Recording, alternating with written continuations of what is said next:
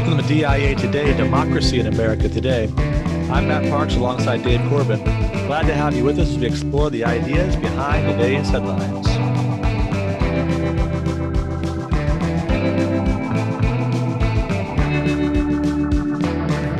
Well, they're still counting in Pennsylvania, Dave. As expected, right? An election that would carry on. So I think that we got that one right. I think we missed many states, but that it would be close was right on the mark with the closeness of it all. And War and Peace has been going well. That was my recommendation. Yeah. So. Yeah, it's good. You can get through a couple 100 pages a day. Although it's difficult for me because the constant refresh, right? Sure. Do they have any new numbers? What's the latest? Yeah. What's the map showing? And once you start getting into the House and the Senate, you can just go down that rabbit hole forever. So yeah, ready-made for statistical junkies, right? Exactly. All these numbers on the screens. Yeah, exactly. Right. The former math major in me comes out pretty ferociously this time of year. Well, let's get right to the headlines. So as we're speaking, which is about 6:45 Eastern on Friday, Biden has pulled ahead in Pennsylvania and Georgia, has retained his lead in Arizona and Nevada. And Trump is ahead in Alaska, who's decided to just kind of take a break for a while and counting, even though it's a 2-1 edge for Trump. So we're not calling that yet. And then North Carolina, which is also taking a break for a few days. Those two look solidly in Trump's favor. If things go as they are now, the final number would be 306-232, which would ironically be the exact reverse of what it was in 2016. Now, we're going to start by focusing on the statement that President Trump made last night. If you saw that about 15 minutes before the press, the three main themes in President Trump's statement last night, number one, the overall success of Republicans, the fact that the House, actually Republicans are picking up seats, Senate gone better than expected, looks like maybe a net loss of 1 pending the results of Georgia. And then also the fact that you had the largest share of non-white vote of any Republican since 1960. So these are some of the things he highlighted last night. Secondly, he talked about what I think it's fair to describe as election interference. He mentioned historic interference by big media, big money, and big tech, and said the pollsters got it knowingly wrong, that there was no blue wall, that the whole point of this was to suppress Republican vote. And he specifically called out Quinnipiac and Washington Post polls for being very badly off the mark. And then the third branch of his comments last night, and the one that's certainly been most commented upon, were his complaints about election integrity. He opened his remarks by saying, if you count the legal votes, I easily win. If you count the illegal votes, they can try to steal the election from us. He went on to talk about dishonesty that he was alleging with mail-in ballots in Philadelphia and Detroit in particular, complained a lot about people not being allowed to observe, or there being limitations on who could observe counting, and then thereby raising questions about the integrity of that process. He closed with an overall statement about his philosophy of this, and I think that's worth playing. So here's the president about 15 minutes into his remarks. I challenge Joe and every Democrat to clarify that they only want legal votes, because they talk about votes, and I think they should use the word legal votes. We want every legal vote counted, and I want every legal vote counted. What do you think of where things are at this point, Dave? Well, the election hasn't been called yet, and it's interesting because it doesn't feel like there's a winner. I mean, even if it was called for Vice President Joe Biden this evening, it wouldn't feel like there's a winner. I think the expectation from many Democrats was that this would be a landslide victory. There would be a blue wave. And not only has there not been a blue wave, there have been significant blue losses in the House, a Senate that was not captured. But overall, a feeling that there's been some rejection of a kind of hyper-progressive plan for the future. And I think that shocks a lot of those individuals who are very moved by a progressive sense of justice. And I think they're just, and you saw this in many an article in response to the election, that how can it be that 50% of the American people don't believe in what I believe? And even with Donald Trump as president, we're willing to cast 70 million votes for him. So I just get that sense that it just doesn't feel like there's a winner to this election.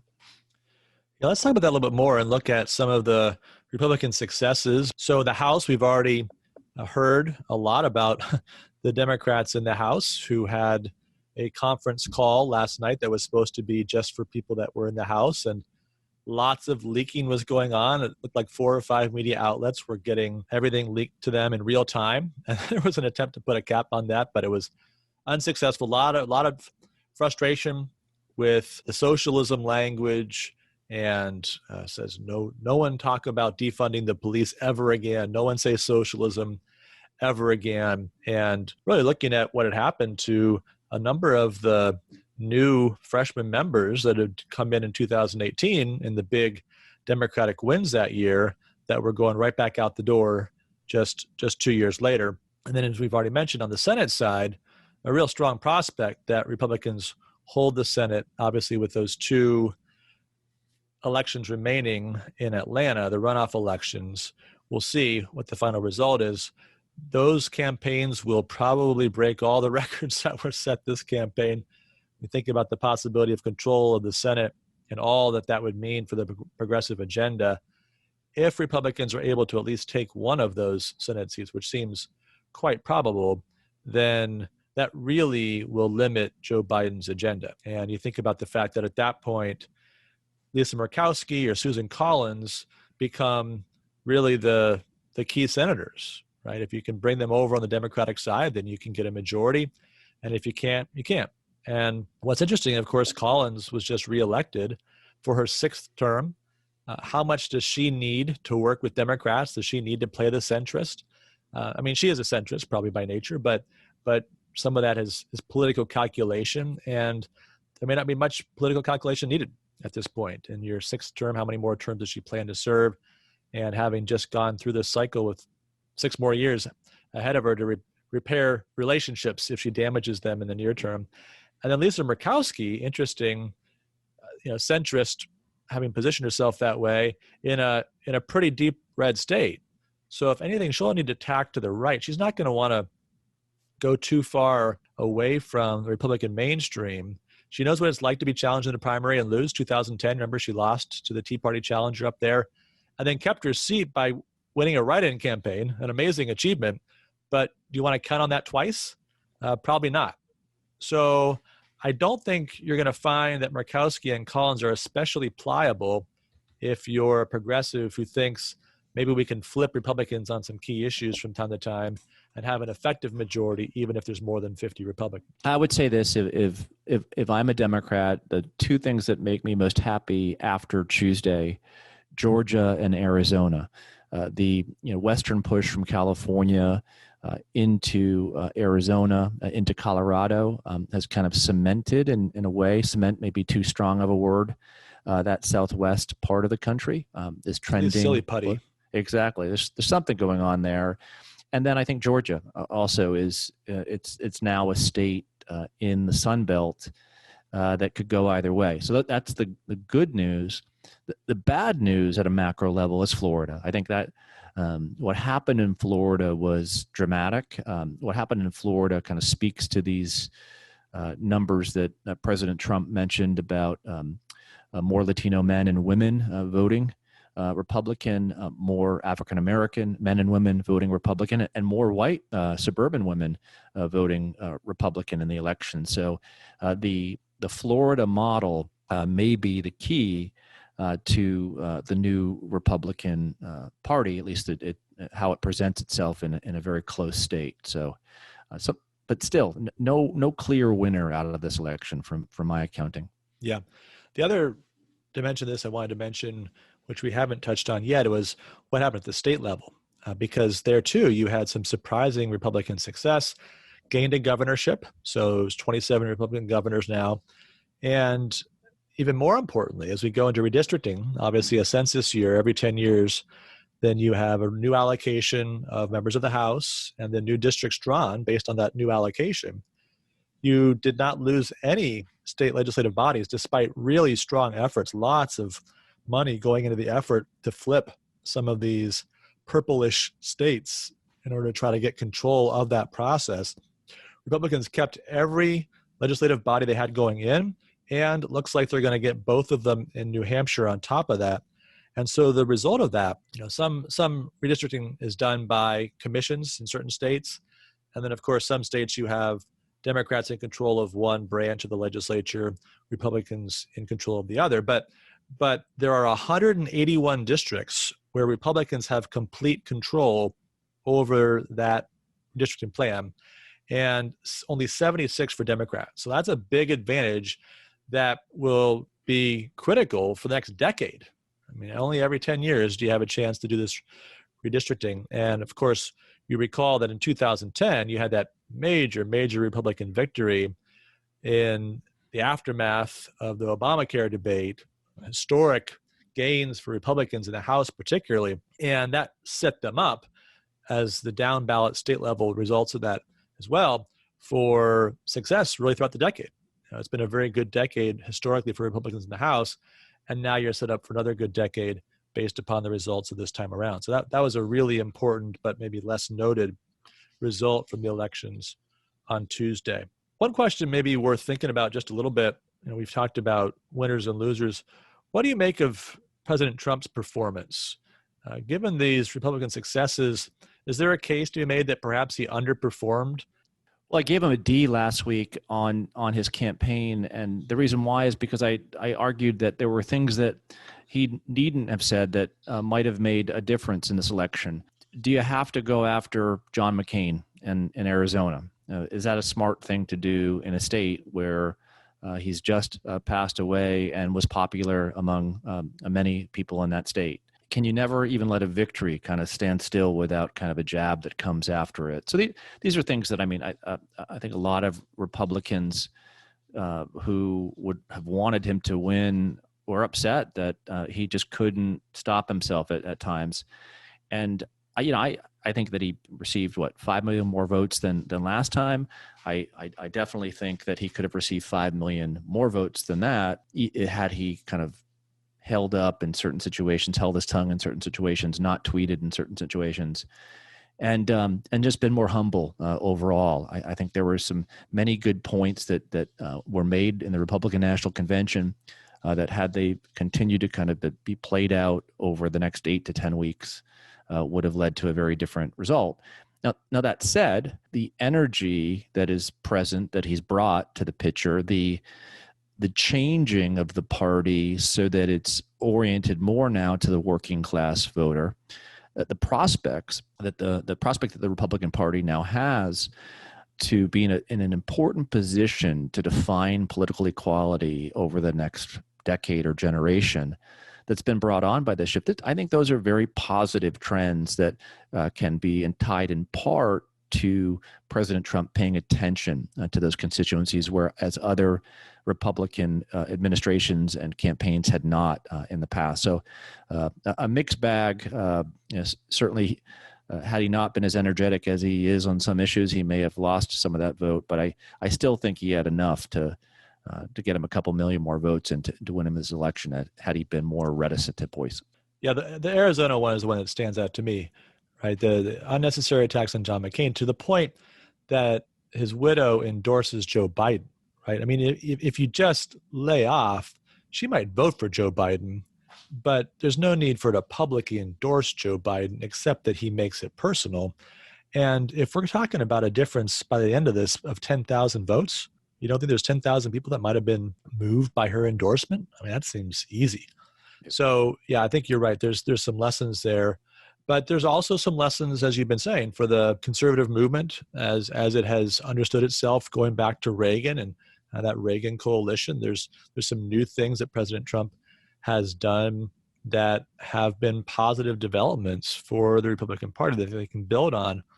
And I think the question is, how much of that is going to be able to be built upon with somebody else? Is this a Trump coalition or is this a new Republican coalition? We'll see how things move forward from here as new leadership perhaps emerges in the aftermath of this election. Yeah, it was funny. I spoke with my in-laws who live in Arlington, Massachusetts, north of Boston, who are big fans of President Obama, of course, supporters of Joe Biden. They were still tense, right, last night.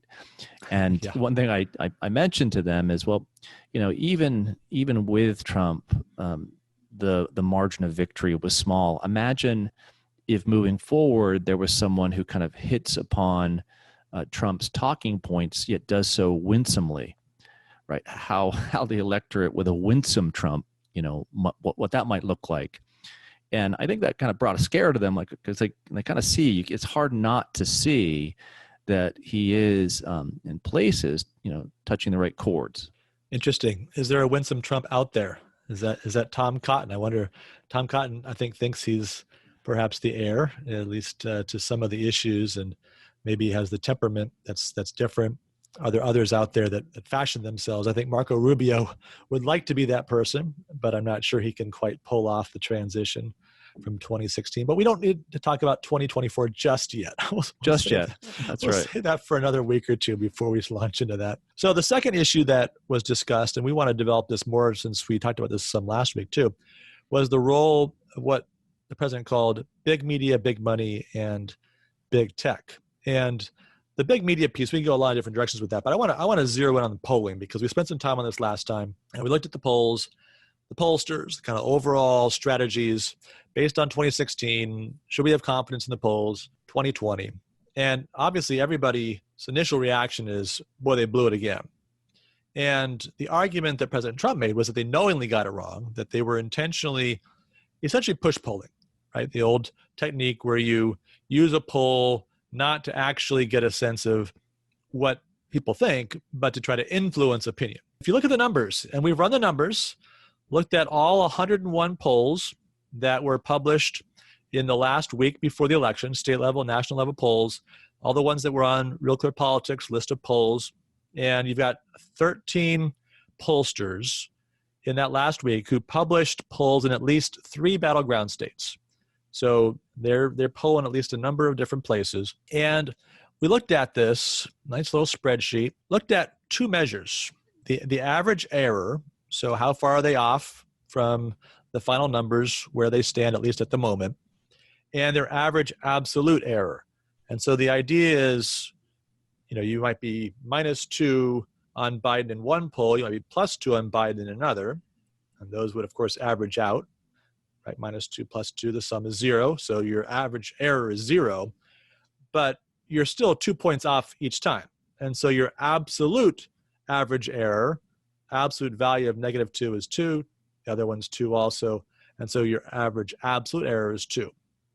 So why are we looking at this? Well, because here's a few things that we're supposed to know about polls. If polls are doing an honest, accurate sample, there's 2 things that should happen.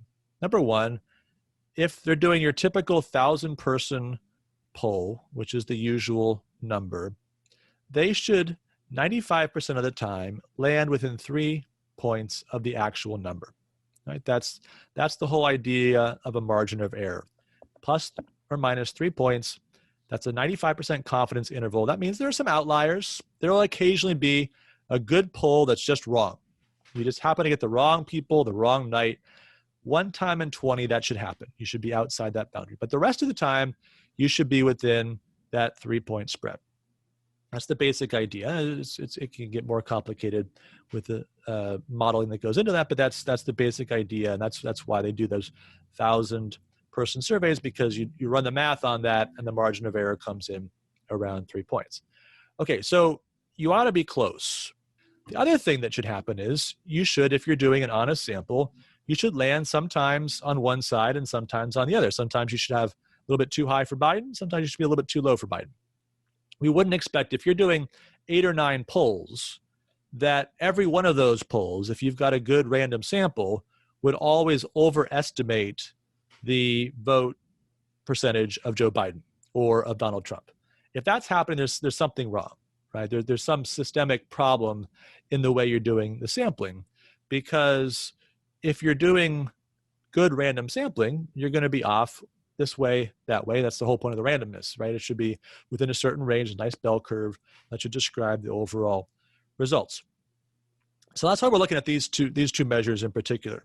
And so we looked at these 13 pollsters. And what's interesting, maybe most striking about all this, is how many of them had multiple polls that were outside that plus or minus 3% range.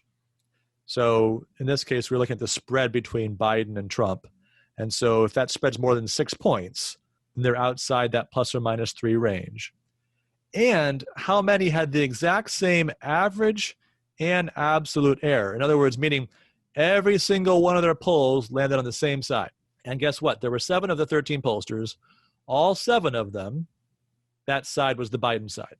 There wasn't a single pollster who favored Trump in every poll, even those that, when you look at the list, are noted to be Republican-aligned pollsters. Even those Republican-aligned pollsters had some polls where they had Biden too high and Biden too low, Trump too high and Trump too low. So I know you're waiting in great suspense to find out, well, who was the worst of all these?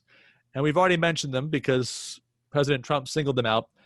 It was undoubtedly Quinnipiac. So they had 4 state-level polls and a national poll. Average error, 8.4 points at the time we're recording. All 5 polls had more than a 6-point spread. So that should happen one time in 20.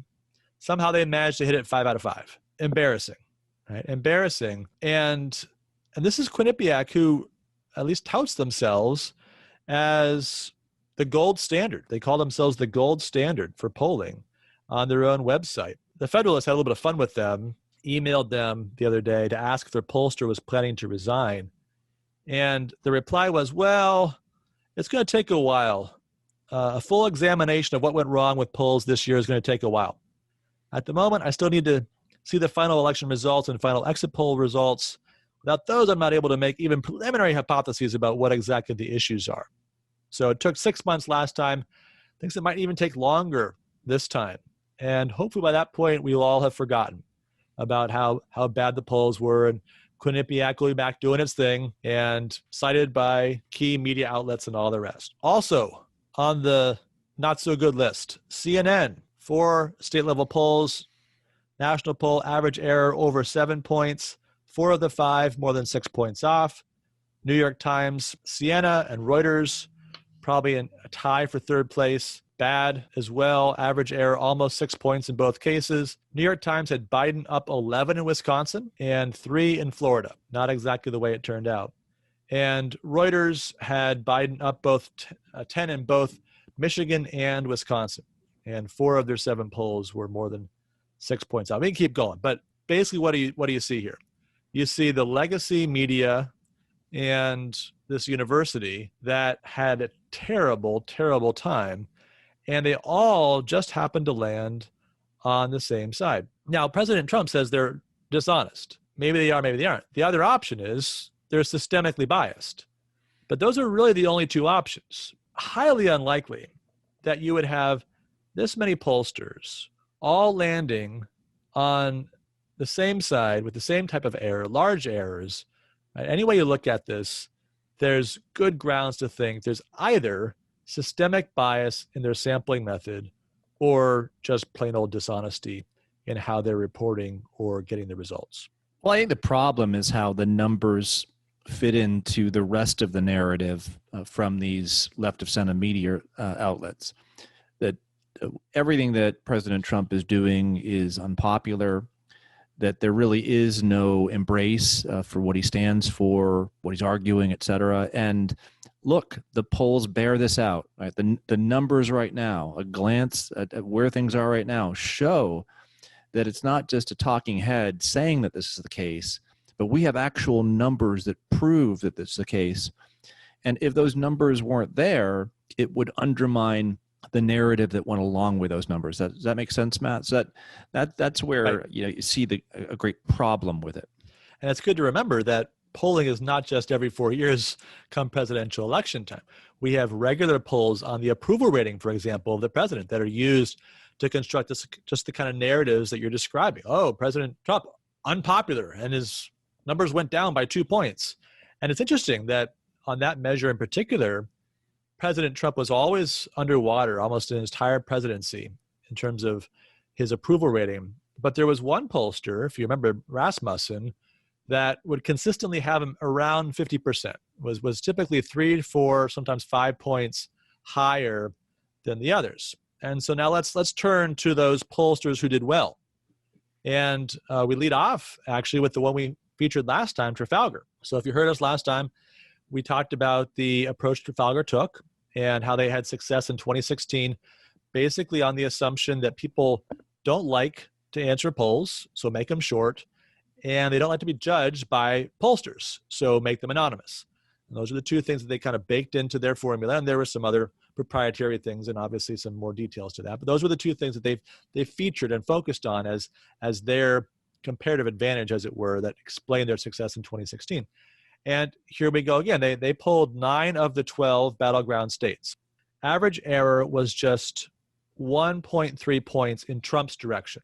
The other ones, all the errors were in the Biden direction, and their average absolute error was 2.2.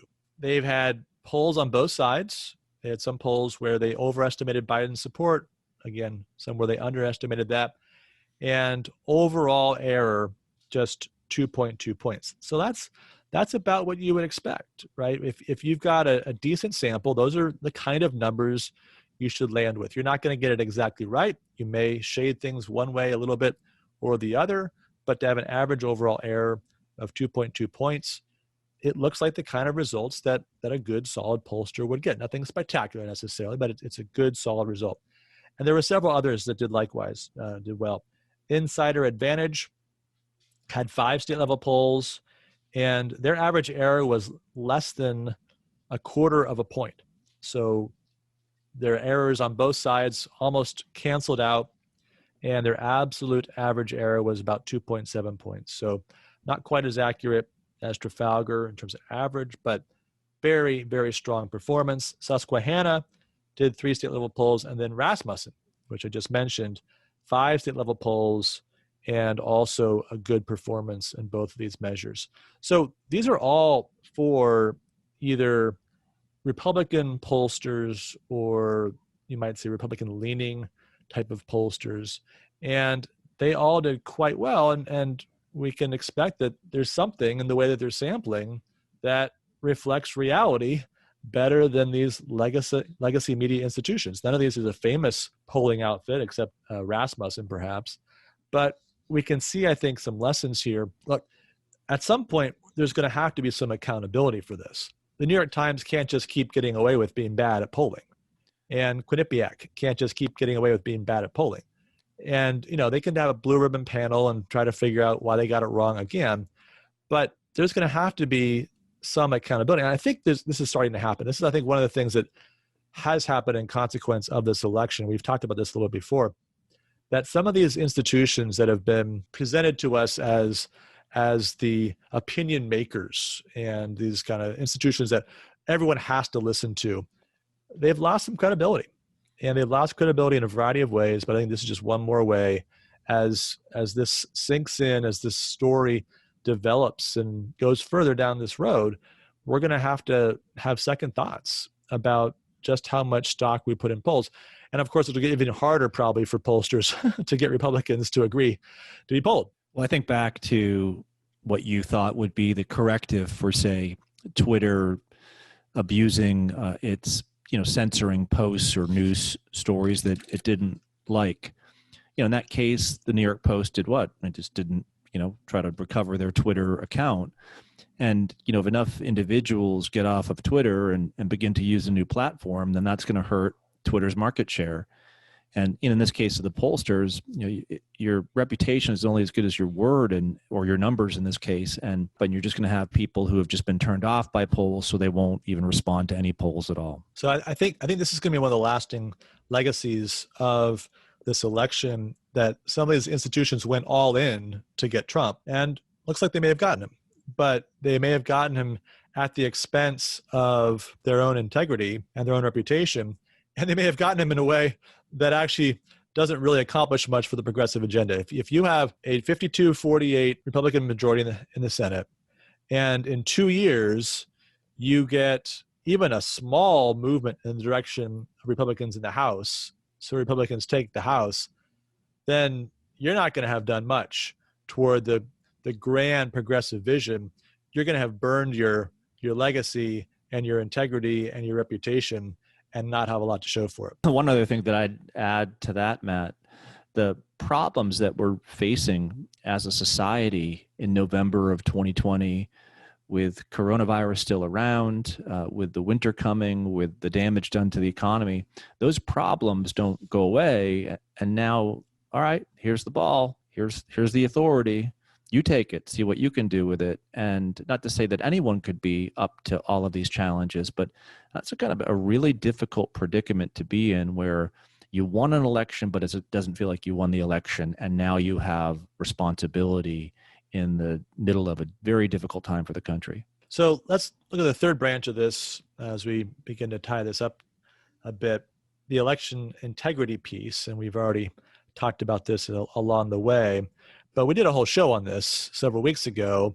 And unfortunately, a lot of the things that we were concerned about then are the kinds of things that seem to be raising themselves again. What really should have happened was states should have set up rules for mail-in ballots that make legal voting easy and fraud hard. You mail them to those who request them. You have reasonable signature checks. You don't allow harvesting. Some of these techniques that we know encourage fraud and encourage people putting pressure on individuals in nursing homes or these kinds of things. It's just not appropriate. And there's ways to prevent that by setting up the rules in a certain way. And there's ways to signal that that's okay, and that we're encouraging that by setting up the rules in a different way.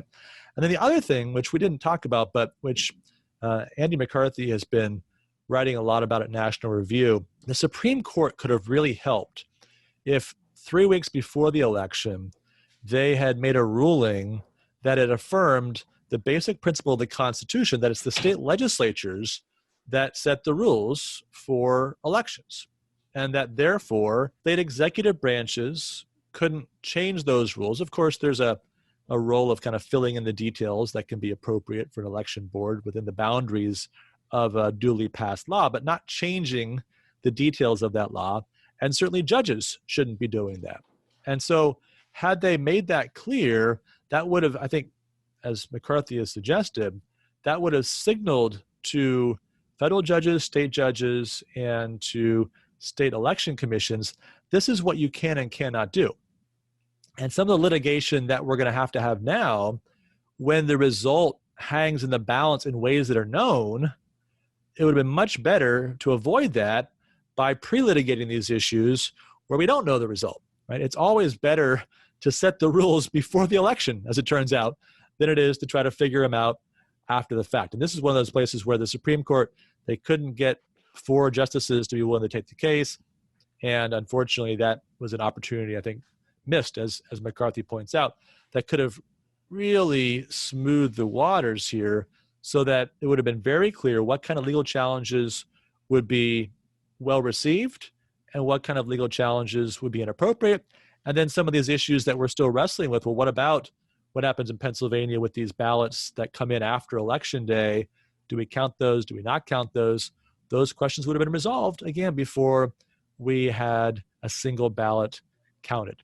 And therefore, before we knew what the margin was going to be one way or another for either candidate. All right, so they didn't do this. We didn't get the rules settled in advance, and not every state made rules that would make legal voting easy and fraud difficult. So we're where we are, regardless of what would have been wisdom beforehand. What do we do now?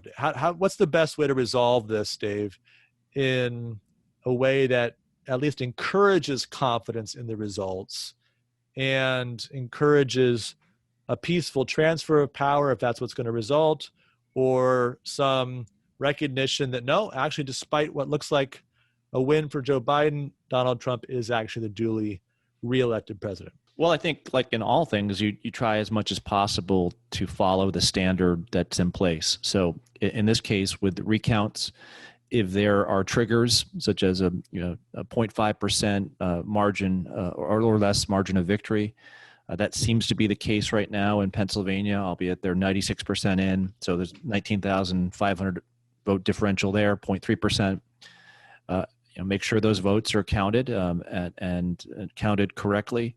Same thing in Georgia, 4,000 margin of victory for the Biden campaign currently, 0.08%. Still some votes to be counted there, but those triggers, I think in those states, Pennsylvania, Georgia, Wisconsin's 20,000 vote margin right now, and perhaps even Arizona, depending upon how that goes in the next 24 hours.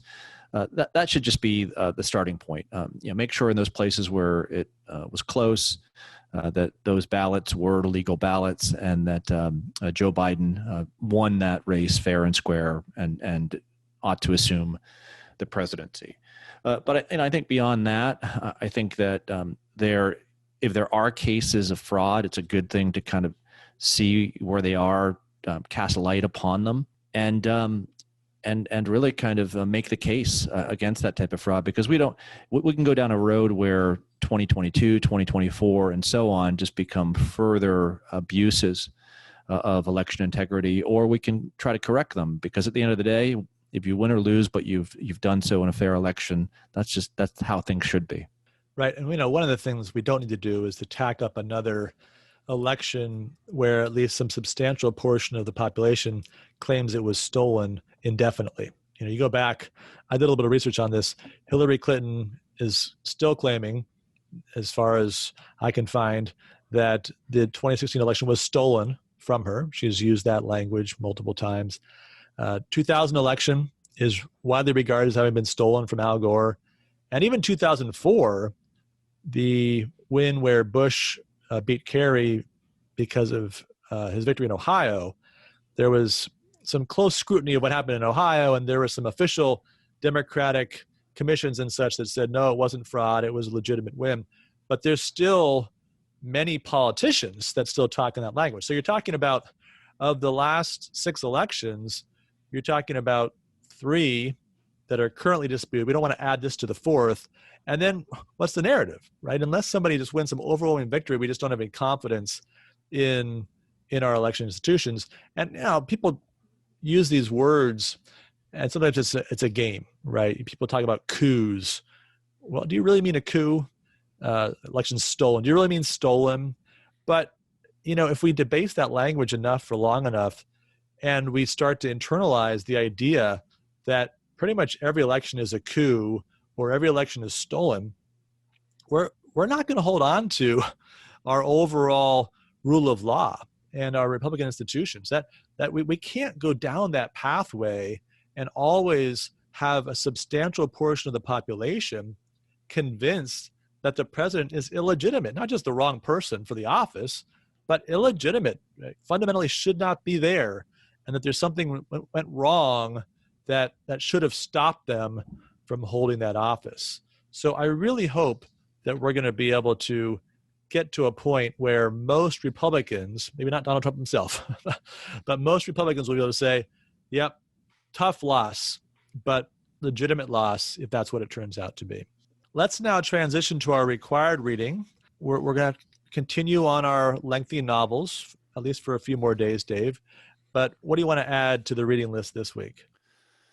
Well, I figured it might be apt, this language of a coup and all the rest, to turn to someone who has famously written about coups and conspiracies and all the rest, and that's Machiavelli in his Discourses on Livy, Book 3, Chapter 6, has a long chapter in which he talks about conspiracy as a means to political change, and for the most part is very hesitant to endorse conspiracies because conspiracies are so difficult to pull off. He says at some point in the chapter in referencing the Roman Cornelius Tacitus that men should honor the past and obey the present, and whilst they should desire good princes, they should bear with those they have, such as they are.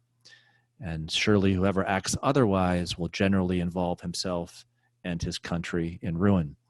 So conspiracy talk, the talk of coup, is not necessarily something that bodes well either for the conspirator or the country that you're trying to secure.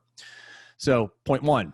Point two is that conspiracies can either be made against a country or a prince. He says in the first instance, when they're aimed against a sovereign, and you look at the causes that provoke them, there are many of them, though one is more important than all the rest, namely the sovereign being hated by the mass of the people. For when a prince has drawn upon himself universal hatred, it is reasonable to suppose that there are some particular individuals whom he has injured more than others, and who therefore desire to revenge themselves. This desire is increased by seeing the prince held in general aversion. A prince then should avoid incurring such universal hatred. And as I have spoken elsewhere of the way to do this, I will say no more about it here. If the prince, this was in the prince, will avoid this general hatred, the particular wrongs to individuals will prove less dangerous to him, partly because men rarely attach sufficient importance to any wrong done them to expose themselves to great danger for the sake of avenging it, and partly because, even if they were so disposed and had the power to attempt it, they would be restrained by the general affection for the prince. I think that line and thought in particular is apt for this election. I think that many individuals believed that there was a general aversion to Donald Trump, the person, and hence many believed that maybe not through a conspiracy, but things in which kind of rules are skewed a little bit, that it would all work out well in the end, given how unpopular Donald Trump is. And that certainly, at least 3 days after the election, doesn't seem to be the case. They had a sovereign who had created some enmity or hatred among the people, but also a great amount of love. What say you, Matt? Yeah, well, I think that's right. And so maybe that's a point in their favor that they believed their own polls. So maybe it wasn't a dishonest error after all, but they seemed to trust that simply stating the fact, Donald Trump, and putting the picture up there would be enough to invoke the mass hatred of the American people. And there certainly was plenty of that, but it turned out to be not quite as popular a cause as they imagined. And I think there was a piece written in the Week that talked about the consequences of all this for progressives. And one of the points that he made was that they're just going to have to deal with the fact that there are a lot of people in this country that just don't agree with them. And what's self-evident to them is just not self-evident to the rest of that population. And that group's not going anywhere. They're going to keep voting, and they're going to keep living their lives. And as always, you look at the map of geographically where the red states are, and then you look at the county level, it's a massive amount of area, right, where supporters of Donald Trump were to be found, were the majority.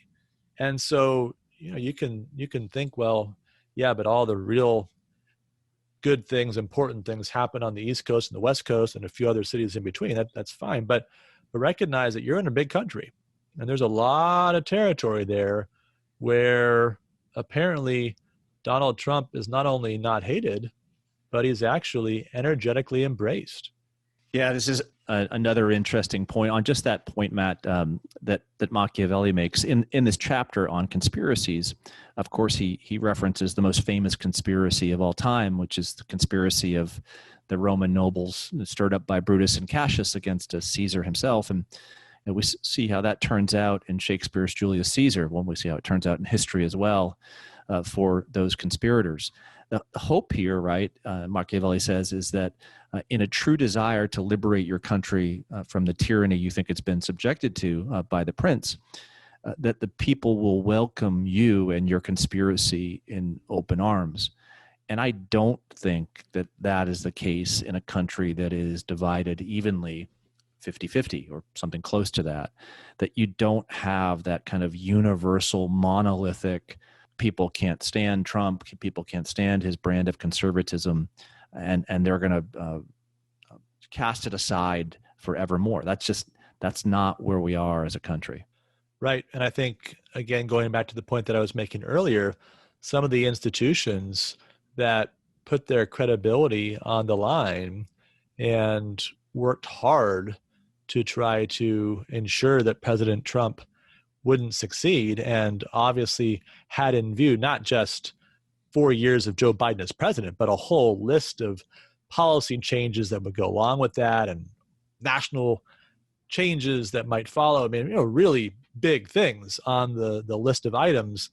And it looks like none of that's going to happen. And so this is just the experience of Brutus, right? You're hoping the people embrace you, and next thing you know, you find you're in the middle of a civil war. And what did you get after all? You got dead Caesar, but you didn't really save the Republic. So that's, I think, the kind of experience that some of these institutions are going to have. They burnt a lot of their credibility and their political capital in order to try to defeat President Trump, and they're not going to have a lot to show for it in the end. Which is the last part of this chapter that I'd like to bring to everyone's attention, and that's the perils of having a conspiracy that does not achieve the goal, that does not achieve the overthrow of the thing that you want to overcome. Machiavelli says that one of the three dangers to which conspiracies are exposed include the individual runs no risk before the execution of his plot, so before it's seen, for as no one possesses his secret, there's no danger of his purpose coming to the ears of the prince. But any individual of whatever condition may form such a plot, be he great or small, noble or plebeian, familiar or not familiar with the prince, for everyone is permitted on occasions to speak to the prince and has thus the opportunity of satisfying his vengeance. But he'll go on here to say that once the prince knows that you're plotting against him, or once the prince's people know that you're plotting against them, then the game is somewhat up, because you can't try the same plot, or you can't try the same conspiracy again. And I think this has been a lot of our conversation in our coverage, of these polls. To the degree they are conspiratorial, to the degree they do show some systemic bias, there's an alignment here with what Machiavelli's seeing that does not bode well. If this was your big shot to do this. Yeah, we'll see what the long-term impact of that is. But I really do think that there's going to be some lines drawn here, and some of these legacy institutions are going to reach that tipping point where they're just not going to be respected voices by a large part of the population. All right, well, let's open the grade book. We thought we might have a little bit of fun this time. Maybe it's too soon, but we're going to talk about some potential post-presidency options for Donald Trump. And we're going to have the caveat, this could be January 21 or January 25. So we're not prejudging the question of when he's going to take these options up. But here's some thoughts we're going to grade about things he could do post-presidency. So first one, there's already rumors about this or stories being written about this. Back to TV, lots of discussion. He wants to start a rival news network to Fox News. And after the Arizona debacle, I think all the more reason to believe he might do something like that. What grade would you give that, Dave, as a post-presidency option for President Trump? So are you grading whether we tune into such a station or whether we think it'd be an amazing coup for the president? I think if he did this, if there was some sort of Trump, news, he would have. Clearly, it would be called Trump news. Of course, well, anything is exactly right. That makes sense, right? So, but I think it would automatically have 30 million viewers. Its first day on the air, and I think he could very well challenge a Fox News, and which would be interesting. Whether I'd watch the Trump news station would be another thing, but I think that it'd be a successful endeavor. So let me give it an A as an idea. Okay. Yeah, I think it's the most likely thing for him to do. Would it be good for his soul? Would it be good for the nation? I'm not sure that that's the case, but yeah, if you want to get Trump back to providing entertainment value, and that kind of be his major contribution to the broader culture, this is probably the way to go. So I'm going to give that a B+. It makes me think, though, Matt, other ventures like this that would be good. I mean, we've got Twitter. How about Trumper? There could be and that could compete with Twitter, and everyone who was on Trumper, Right. Could Trump the same Trumps, and you'd have tweets on Twitter. I just think the whole thing could.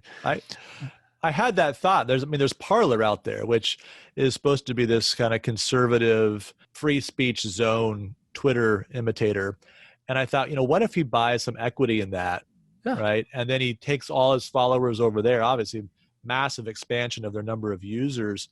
You're right. I hadn't thought about changing it to Trumper. I mean, it's obvious you'd have to do that. But yeah, that's another possibility. That can be kind of a branch off this tree. I got another one kind of along these lines to test out on you. Kind of go back to where he was pre-presidency, but expanding the brand, put his name on every building, golf course, and hotel in sight. This would be the Trump revenge tour, right? Where you're buying up naming rights to everything. So there's no escape. Trump is everywhere you turn. And of course, you have to do it in all the major cities. As many buildings as you can find. Certainly would be a nuisance to the anti-Trumpers. I'm not going to give it an A, though. I'm going to give it more like a C, because it's a little bit like it's a little too 80s Trump rather than 2020s Trump. So I think he moves forward rather than backward in his remaking of everything, so that we view things with his name there. Okay. All right. Yeah, I'm gonna give that one a B. There's part of me that would enjoy seeing those signs. So third option, Republican king or kingmaker. Get ready for 2024, 28, either him or Don Jr. Does he stay active in politics? Does he try to run again? Does he try to stay as the de facto leader of the Republican Party going into the next primary cycle? So this has happened, once in American history, where you'd had a 4-year term, lost, and then won again, correct? Grover Cleveland, right. Okay. I could really see him just getting ready for 2024. I think he very much enjoys the rallies. I think he very much enjoys what he thinks is his imprint, what has been a very powerful imprint upon American politics. So I think that too will be an A. I think he's 74 years old. So, I mean, Vice President Joe Biden, 77. So yeah, I mean, I could see him very well doing that and kind of keeping in the fray. Well, who would primary against him is a good question. You may have like a Mitt Romney that would do that, but I really don't think that Mitt Romney could even come close to taking down Trump in a primary. So I think that may be a lost cause. Yeah, that'd be very interesting. All right, I'm gonna give that a C, because I really don't want that to happen. I want to post-Trump GOP. So I think it's very possible that he will go in that direction. But or the winsome Trump option. Yeah, the winsome Trump. Yeah, that would be interesting. I don't know that I can imagine that exactly. Last option, what I'm going to call the Warren Zevon plan. Know where you're going with this. That's right. Well, his famous song, Lawyers, Guns, and Money. I'm going to tweet that a little bit. Lawyers, golf, and money. Basically, the plan is stay out of jail, play lots of golf, and avoid taxes as much as possible. Wow. I'll let you grade that one. You made it up. Yeah, that's. I think that's going to have to be at least part of the plan, because I don't think the Southern District of New York, federal prosecutor there, is just going to give up on some of the investigations that have been underway over these last few years, just because President Trump is out of office. So I think there may be need for plenty of lawyers.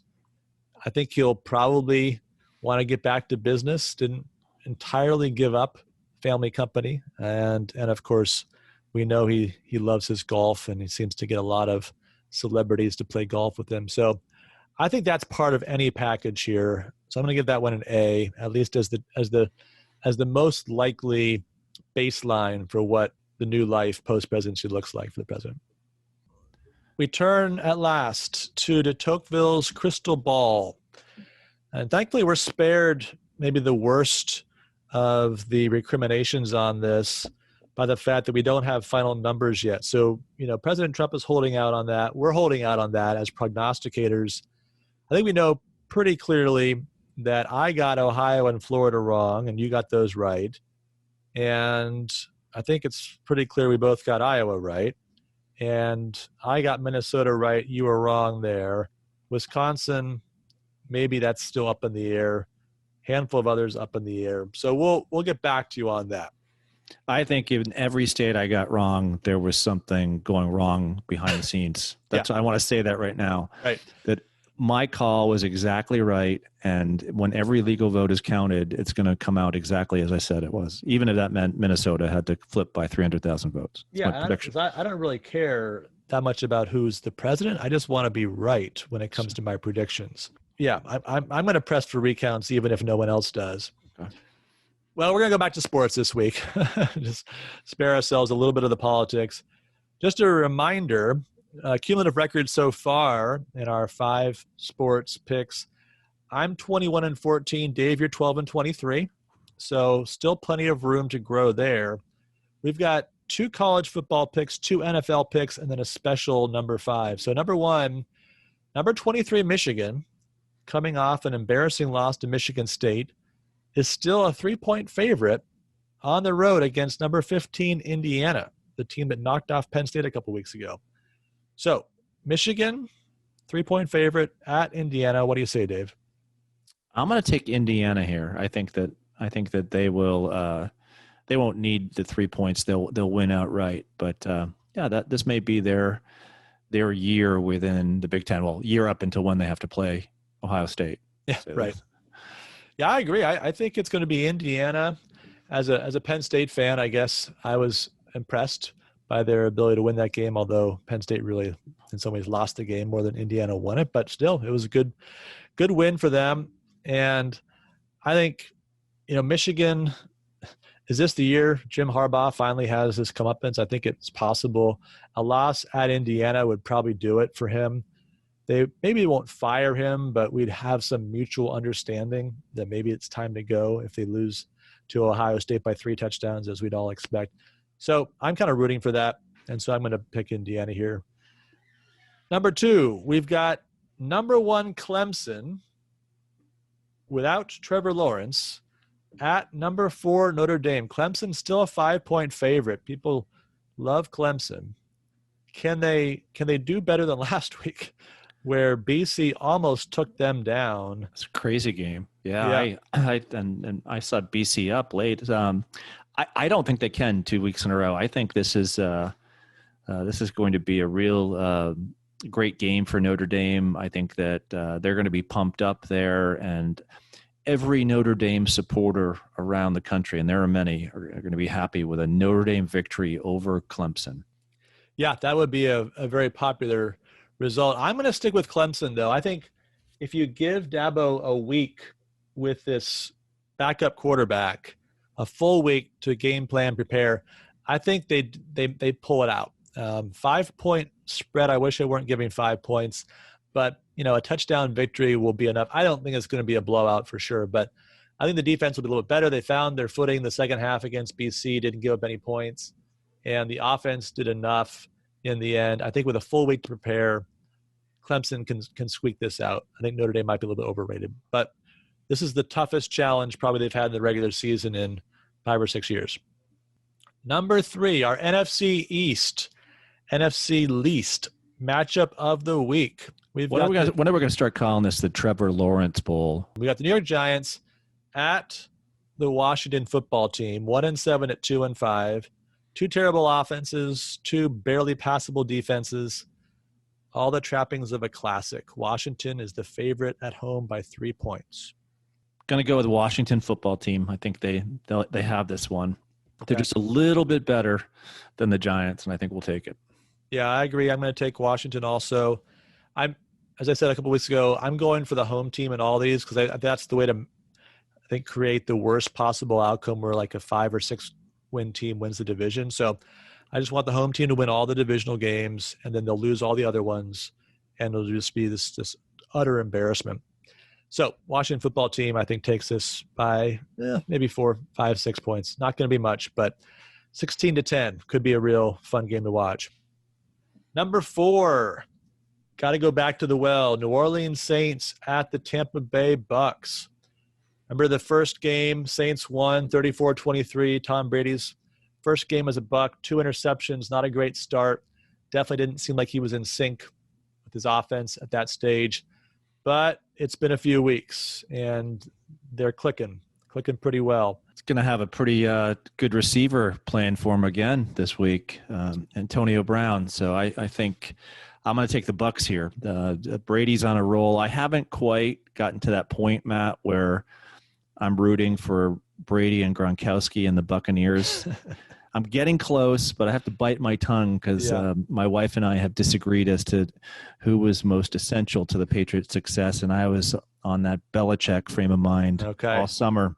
Yeah. I've been proven to be wrong here, at least for this year. But anyway, I'm going to take the Bucs here. I think they're on a little bit of a roll. Yeah, they are. And this is a huge game because it's 6-2 Tampa and 5-2 New Orleans. Whoever wins is going to have a full game advantage in the division. And of course, if New Orleans were to win, they'd have the tiebreaker on the Bucs moving ahead. So that would be decisive perhaps at the end of the season. So I think this is a game that Tampa Bay has to win at home. Brady with all his weapons available. I don't want to go against him. Even 4.5 points. I think they're able to take this, and maybe by 2 touchdowns. I wouldn't be surprised if it's a significant win for Tampa Bay. Okay, number 5. We promised some obscure sports, or some at least sports that we're not as likely to watch or be expert in, for our number 5 pick. And we have this week Breeders' Cup Classic. 14 big horse races this week as part of the Breeders' Cup. But the final race, the Classic, unlike the Triple Crown races, not just open to 3-year-olds. So you've got wide range of horses here. Dave, I know you follow horse racing very closely, and you've probably got thoughts on all these horses. But just to keep it to a reasonable length of time with the time that we have already expended on our discussion today, who do you got? We got 10 horses available. We've got the winner of the Kentucky Derby, winner of the Belmont, some 4- and 5-year-olds with some pretty significant track records. Who's your favorite? Was it just surprised that Tacitus was still around, and given that I referenced Machiavelli, a different Tacitus, I'm going to go with Tacitus, 20-1 odds. Means if I put $1 on it, I win $20 or something like that. So yeah, Tacitus for the win. It's a little bit of a longer shot, but yeah, 20-1's not ridiculous. I'm sure he's got some successes in the past. So all right, Tacitus. There's a lot of fun names here if you're just going by the names. Of course, I've done a lot of research into the bloodlines of each of these horses and their various speed ratings and the track and distance and all that. That's part of just my standard research whenever I'm handicapping a Breeders' Cup Classic. But the one that jumped out at me was Tom's d'Etat, which seems like a little bit of a play on coup d'etat. And since we're talking about coups and we're talking about stolen elections, why not? Tom's d'Etat for the win. Tom's d'Etat for the win. 6-1. So seems like a solid choice. I'm going to take Tom's d'Etat, and we'll see how it comes out. All right. Well, that's going to wrap it up for this week's show. Thank you, as always, for listening. Please remember to subscribe and review the show on Apple Podcasts, Google Play, Spotify, and Stitcher. And we'll look forward to talking to you next week.